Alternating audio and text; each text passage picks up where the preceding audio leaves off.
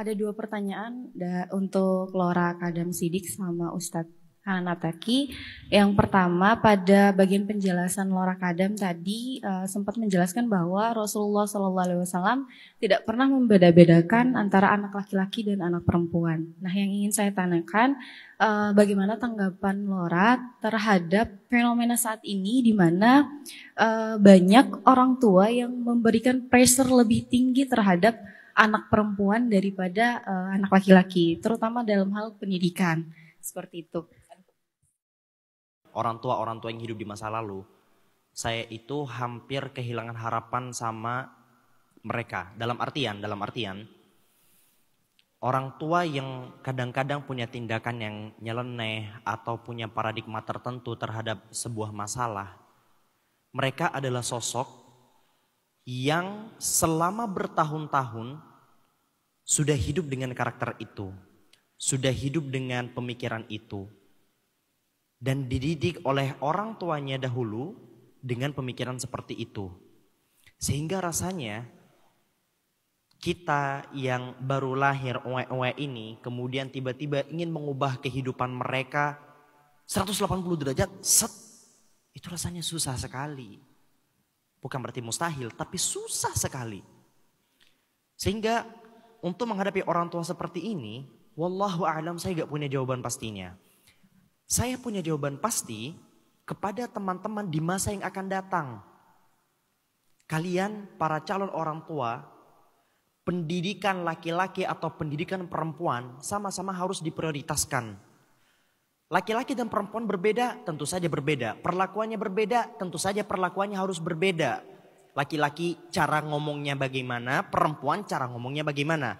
Tapi dalam banyak sekali aspek, laki-laki dan perempuan diberikan prioritas yang sama. Gini, ngomong-ngomong soal pendidikan, karena kakaknya tadi menekatkan pada posisi pendidikan, coba pulang dari sini, kalian datang ke Gramet, terus cari tentang satu tokoh perempuan yang saya betul-betul jatuh cinta terhadap sosok perempuan ini. Namanya Syekhah Rahmah El-Yunusiyah. Syekhah Rahmah El-Yunusiyah. Harusnya bayar saya ini. Syekhah Rahmah El-Yunusiyah. Kalian cari bukunya terus kalian baca bukunya. Kalau gak jatuh cinta kalian memang kebangetan. Itu sosok perempuan muslimah. Ya, perempuan muslimah yang tinggal di masa-masa yang sangat-sangat kolot, di mana perempuan tidak diberikan hak pendidikan yang semestinya.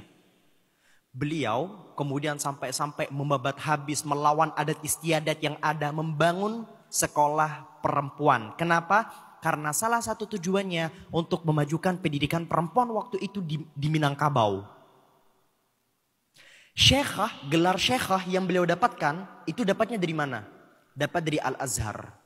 Padahal beliau belum pernah sekolah di Al-Azhar.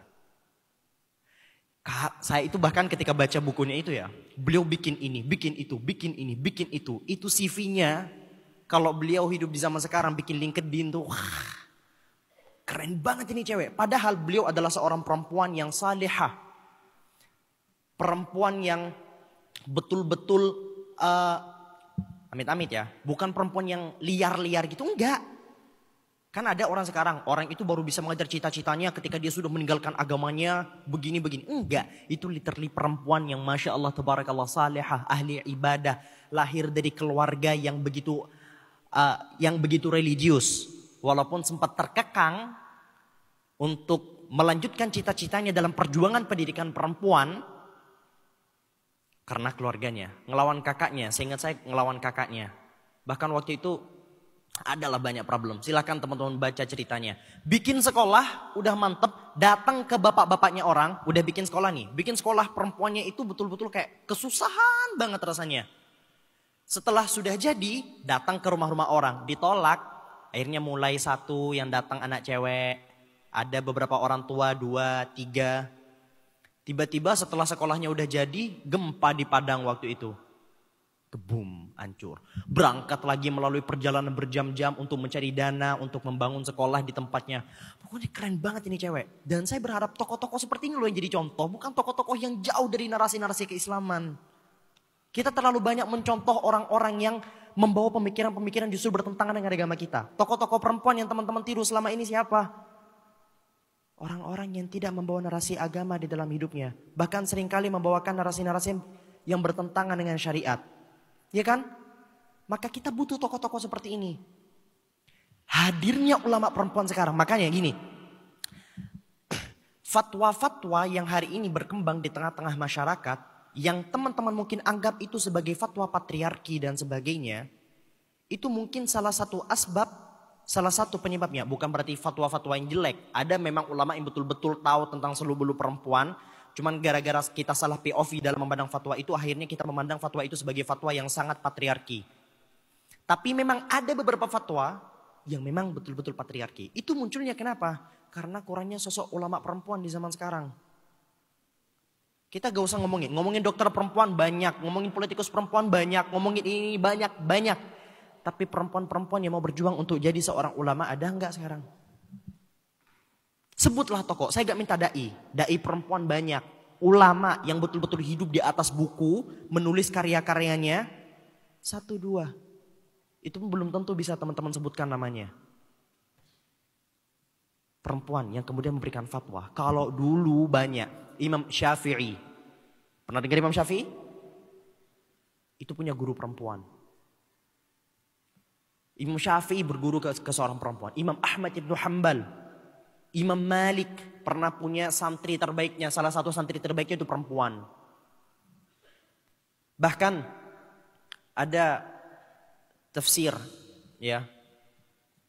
Itu suaminya itu kalau ingin memberikan fatwa habis ngarang buku, beliau gak berani untuk menyebarluaskan kitabnya sebelum mendapatkan titah dari istrinya.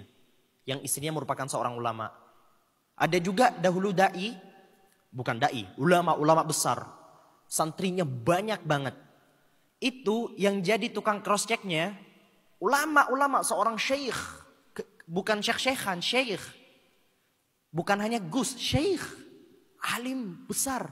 Itu istrinya berada ketika majelisnya laki-laki, semuanya laki-laki, di balik tirainya itu ada istrinya. Dan ketika suaminya salah memberi fatwa, istrinya negur, tok, suamiku, ayat yang kamu sampaikan tadi itu salah, yang benar begini. Oh iya, makasih yang. Gak tahu manggil apa. Kaku banget yangnya ya. Iya, makasih.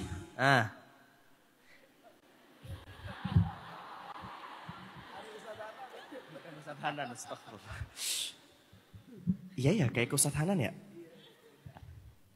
Yang. Nah, jadi itu ditegur. Atau ketika salah memberikan fatwa. Memberikan fatwa, ternyata fatwanya tidak sesuai dengan syariat. Istrinya menegur. Tok. Suamiku, fatwa yang kamu sampaikan tadi itu salah. Yang benar itu begini. Masalahnya sekarang, ayo perempuan, saya tanya, hukumnya berhubungan dengan tubuh kalian saja, paham tidak dalam Islam? Hukum haid deh. Kalian datang ke laki-laki kan? Hah? Hukum haid, hukum nifas, istihadah. Kalian datang ke ulama laki-laki. Ayo, muncul dari kalian seorang ulama perempuan yang paham tentang konsensus hukum di dalam agama. Biar cewek-cewek ini kalau datang ke ngomongin masalah-masalah yang lumayan sensitif, mereka gak malu karena mereka nanya ke seorang ulama perempuan yang betul-betul, ya kan? Terus perempuan itu kalau udah ngomong ke sesama perempuan pakai POV perempuan, penyampainya lebih baik, fatwa yang diberikan jauh lebih bisa diterima. Kalau kalian datang ke saya, Dam, ini saya sering, bukan berarti ini ya, ini gak masalah. Saya ini termasuk orang yang sering kali didatangi sama cewek-cewek untuk nanya hukum nifas, hukum istihadah. Dan rata-rata mereka ketika datang ke saya itu malu-malu. Antara yang gak malu banget atau yang malu banget. Yang gak malu banget, Dam, ini aku sama suamiku kan hubungannya begini ya, begini. Kemarin begini, sekarang aku kalau berhubungan sama suamiku boleh gak? Gak salah, cuman atau sebaliknya. Dam, ini aku punya temen biasanya gitu. Jadi kata temenku itu, Dia itu udah keluar darah selama 2 hari, kemudian stop, di hari kesekian keluar darah lagi. Itu kira-kira boleh sholat gak ya? Temen apa kamu? Yang gak saya gituin. Cuman kelihatan gitu, biasanya pakai nama temen untuk menceritakan dirinya. Nah ayo, muncul perempuan ini. Baca biografi-biografi perempuan-perempuan hebat yang berjuang di bidang pendidikan. Biar cewek-cewek ini gak ngestak, gak selalu kemakan berdasarkan POV-nya laki-laki terus. Dan tidak bertentangan dengan syariat tentunya. Jadi kalian juga belajar agama untuk tahu mana batasan-batasan yang diperbolehkan dan mana batasan-batasan yang tidak diperbolehkan.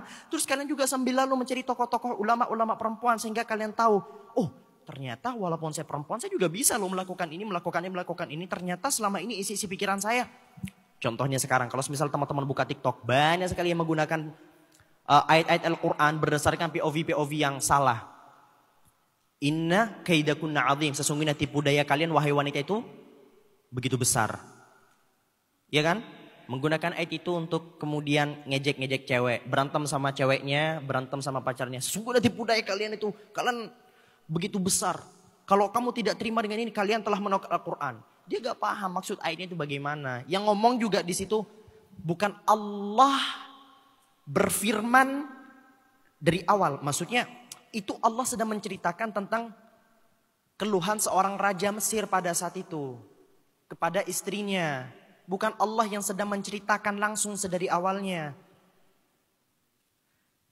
Yuk, sudah ngomongin orang tua, saya gak punya jawaban pasti. Sekarang muncul untuk teman-teman sekarang apa yang akan kalian persiapkan untuk diri kalian, pasangan kalian, dan anak-anak kalian di masa yang akan datang.